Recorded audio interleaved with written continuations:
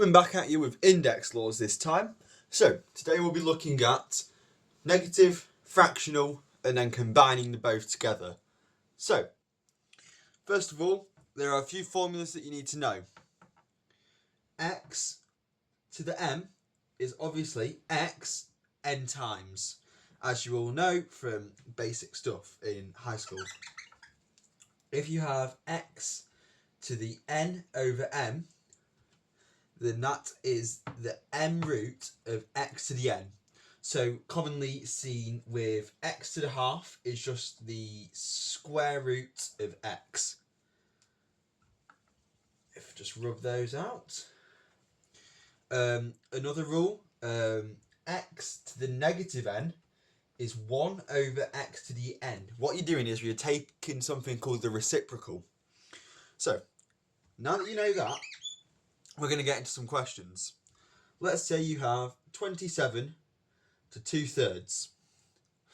So you may just want to power through this, write it as the cube root of 27 squared. Then you could times 27 by 27 and do it that way. Or you could do 27 to 1/3 times by 2, because that is the same as that, because the numerators multiply out to each other. So the cube root of 27 is just 3, and then all you're left with is 3 squared, which is equal to 9.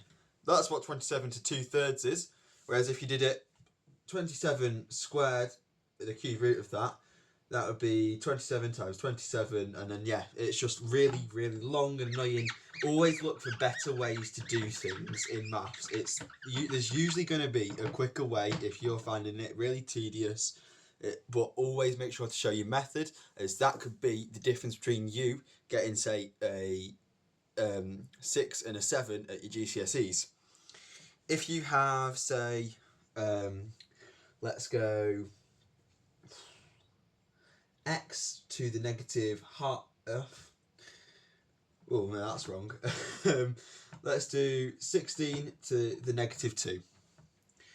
You would have, which is equivalent to 1 over 16 squared, which 16 squared is just, hang on, so 36, 6, 9, 6, 1, 6, 5, 1, 2, 256, which is 1 over 256, and that would be your answer, because that is a bit of a hard fraction to do.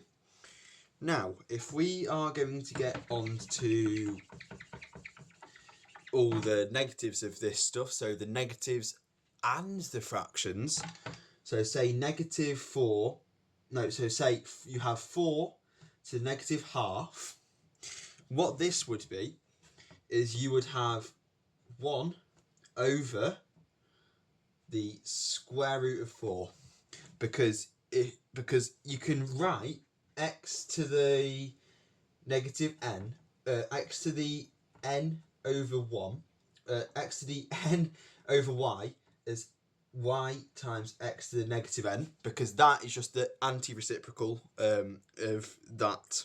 Yeah. So if we follow those rules, that goes down to that. So that would just be 1 over 2, which is equivalent to a half. Hope you've enjoyed. Please put your requests for what videos to do next in the comments, and I'll be seeing you next time.